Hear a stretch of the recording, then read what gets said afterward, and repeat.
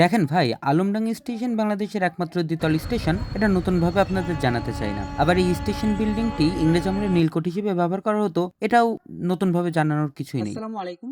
আমি জেডে প্রাইম। আমরা এখন অবস্থান করছি আলমডাঙ্গার দ্বিতল রেলওয়ে স্টেশন। 1862 সালে চালু হওয়া এই স্টেশনটাকে কেন বাংলাদেশের একমাত্র দ্বিতল রেলওয়ে স্টেশন বলা হয় সেটাই দেখাবো আজকের পর্বে।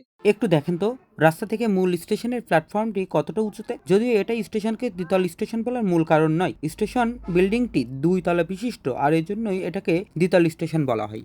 এবার আসেন এই স্টেশনের কিছু সুযোগ সুবিধার কথা বলি। প্রায় 160 বছর যাবত স্টেশনটি দেশের পশ্চিমাঞ্চলের মানুষগুলোকে সেবা দিয়ে যাচ্ছে। বাংলাদেশের রেল স্টেশনগুলোতে আধুনিক হয়ে গেলেও এই স্টেশনটি এখনো আধুনিকতার ছোঁয়া পায়নি, মেবি ওয়েটিং লিস্টে আছে। স্টেশনটিতে 2টি প্ল্যাটফর্ম থাকলেও অবকাঠামোগত তেমন একটা উন্নতি হয়নি বললেই চলে। আর হ্যাঁ, এখানে আপনি নিশ্চিন্তে টিকিট নিয়ে দুশ্চিন্তাও করতে পারেন, কারণ এখানে টিকিট সংখ্যা প্রয়োজনের তুলনায় অপ্রতুল। গরমের সময় স্টেশনটিতে আপনি মন থেকে গরমের ফিল নিতে পারবেন, তাই বলে এটা ভেবে নিয়েন না যে এখানে পর্যাপ্ত পরিমাণ ফ্যানের ব্যবস্থা নেই। ভেবে নিলে এটা আপনার ব্যাপার, এটা কিন্তু আমি বলিনি। পরিশেষে স্টেশনটির দ্বিতল বিল্ডিং দেখে আমার মনে হয়েছে এই বিল্ডিংটি ভেঙে পড়ার জন্য কোনো ভূমিকম্পের প্রয়োজন হবে না, আর এজন্য স্টেশনটির সংস্কার ও পর্যাপ্ত সুযোগ সুবিধা বৃদ্ধির জন্য রেলওয়ে কর্তৃপক্ষের দৃষ্টি আকর্ষণ করছি।